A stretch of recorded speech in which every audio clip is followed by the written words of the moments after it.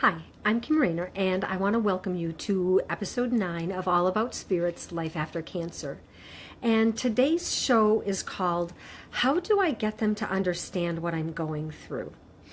And I decided on this topic for this show today because of a comment that I got on my last video. And it was from somebody who just finished their 4 really intense chemo sessions and then 33 radiation treatments. And she's struggling because her family doesn't understand and she feels lost and alone. So that's how I chose this topic for today. So the news initially is probably not going to sound very cheery because the truth is, how do we get people to understand what they haven't experienced? And I'll start by saying you can tell that people don't understand when they ask you questions like, why are you so sad? Why are you so depressed? Aren't you glad that it's over? Or things like, how long are you going to be like this? And, can't you just be grateful for what you have? And, those are all things that really are indications that the people around you don't understand what's happening for you. They don't understand what it's like. And the truth is, unless you've experienced it, you probably can't really understand. And I kind of liken it to, can you understand what it's like to have a tail like a dog?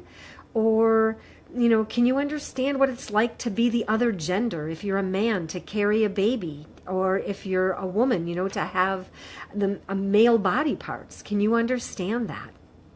And the truth is you can't.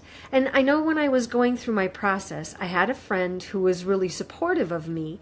And one of the things that she had said was, you can't blame a fish for not knowing how to fly. And that was really the truth for me. And what I found as I've walked through this process is there are parts of me who really wanted to have somebody to blame for some part of what was going on in my life. And I didn't, and that was frustrating for me. So I would look to people to try and make things okay for me. And, they couldn't understand and they couldn't make it okay. So what do I do with that information? What do I do with all of that? Well, I think the first thing is when I'm looking at, other people and them not understanding, this is all about relationships. And relationships for me really have to do with the spiritual principle of the law of allowing. And how I come to that is when you're in relationship with other people, your spouse or your partner, your children, your parents, co-workers, it doesn't matter who the people are. You're in relationship with them, and there's a certain amount of allowing that has to go on for you to be able to interact with them or them to be able to interact with you. And, what do I mean by that? Well, the allowing people, the law of allowing says, I am going to let you be who you fully are without criticizing you or without judging you. And not only am I going to allow you to be who you are, I'm also going to allow myself to be who I am. And I'm going to do that without criticism or without judging. And that can be really challenging because my ideas of how I think people should be in the world and your ideas of how you think people should be in the world, they might clash or they might be different. So what do I do with that information? What do I do about that?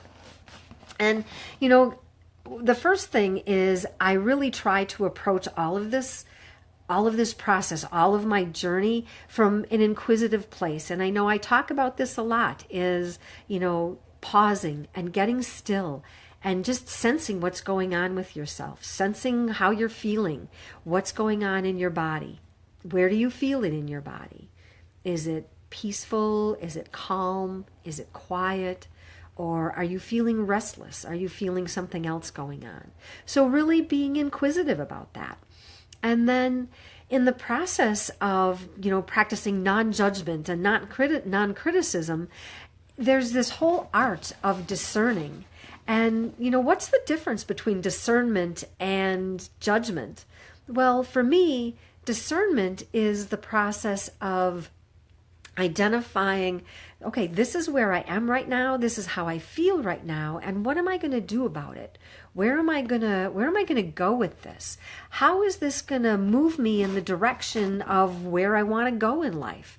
Whether it is for full recovery or tolerating where I am or just being able to deal with today.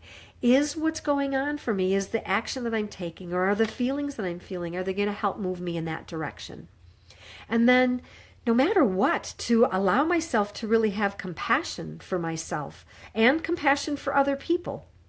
So how do I do that? Well, I start by saying I'm okay where I am, no matter where it is.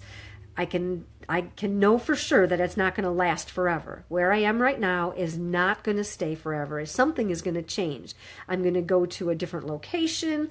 I'm going to have somebody else is going to come into my space. Something's going to happen and it's going to change. So that's one of the things that's really helpful for me, is to know that this is not going to last forever.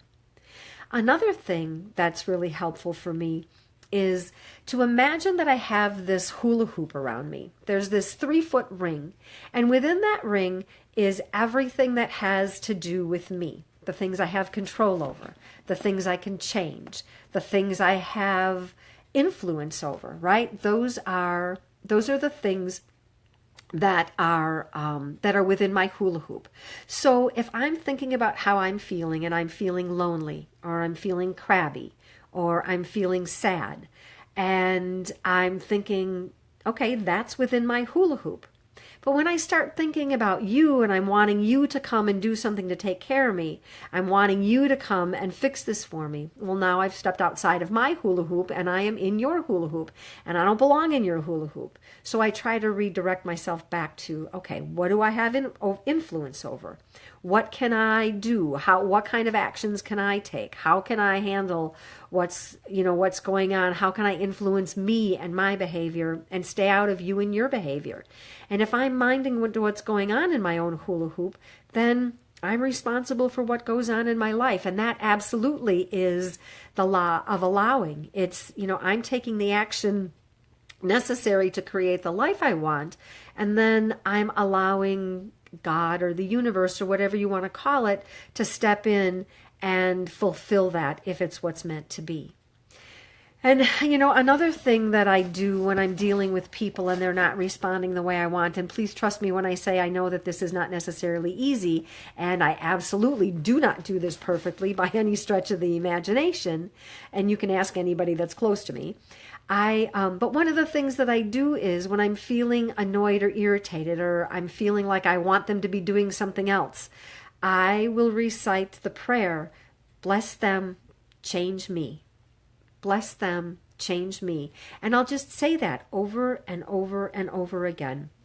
And that can be something that's really helpful because I'm doing something to get out of myself. I'm trying to find a way to change the focus off of me and the things that I want and switch it to, something for someone else. And blessing someone is always a really good way to do that.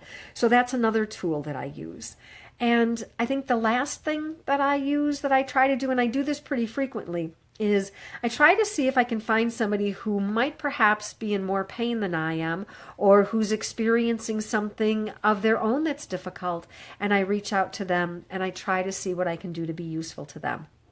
And I do that because sometimes I can get just trapped in my own mind, in my own idea of how things should be, and that's not helpful to me or to anybody else. So if I can find a way to just get out of myself for a little while, that's something that will help move me from the place of expecting other people to behave the way I want them to, into a place that's more centered and more grounded and feeling more comfortable with myself. So the bottom line in all of this is, when you're trying to get people to understand you, you may not be able to if you're dealing with cancer and they have not had that experience. That's the reality. You just may not be able to get them to understand. And that it's not because they don't want to, but it's because they don't have a frame of reference to put it in.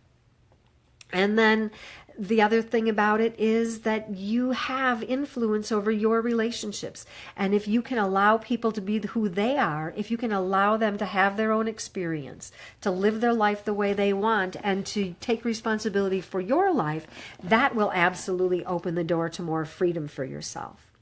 So I am absolutely clear and aware that I am responsible for the energy I bring into my life and for the condition of my life. And I'm also aware that I have tools that I can use on a regular basis. The bless me, change them, the putting it in the hula hoop, the trying to do something nice for somebody without getting caught. All of those things are ways that I deal with this. So if you found any of this information helpful, please feel free to like my video or share it. You can leave comments in the message field down below. And I really appreciate your being here today. And I hope that life treats you well. Thanks for being here, and I hope you have a great week. We'll see you next week.